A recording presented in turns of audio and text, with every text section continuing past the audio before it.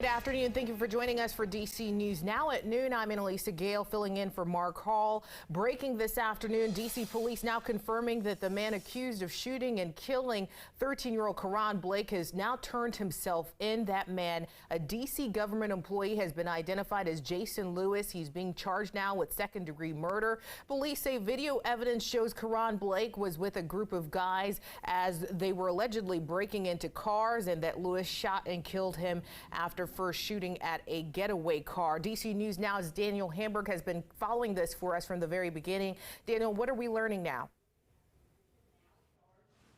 Well, Annalisa, some new details here because of the video evidence that was in the court paperwork for the arrest warrant. Now, what we learned was that, as we knew before, Jason Lewis called 911. He said that, as you just said, Karon Blake was running toward him, and that's when he shot him.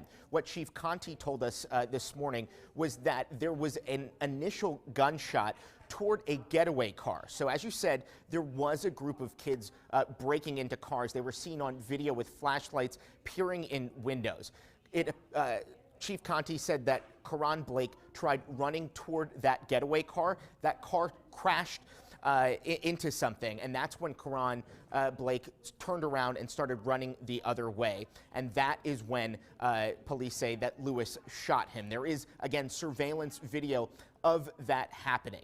Chief Conti telling us today that there was no real verbal confrontation, exchange of words between Blake and Lewis before he was shot. Chief Conti says that Lewis was actually standing on his front step right outside of his doorway when he fired those shots. So, of course, there is that initial shot toward the getaway car, and that is when Karon Blake actually was running the other way. That's when he was shot. According to the DC medical examiner, Karon Blake died of multiple gunshot injuries. Some of the problems that Chief Conti has, why this man is being charged with second-degree murder, lie with the fact that there was no imminent danger, according to Conti, in this case. Here's what he had to say about a half hour ago.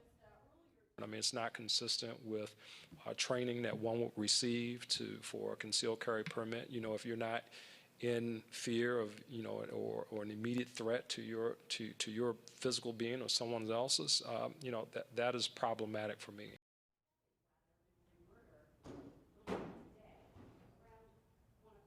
And so, again, Chief Conti saying that this man is going to be charged with second-degree murder. He will be in court this afternoon at 1:30 for an initial hearing where we expect to see more of what he has to say in court. Annalisa.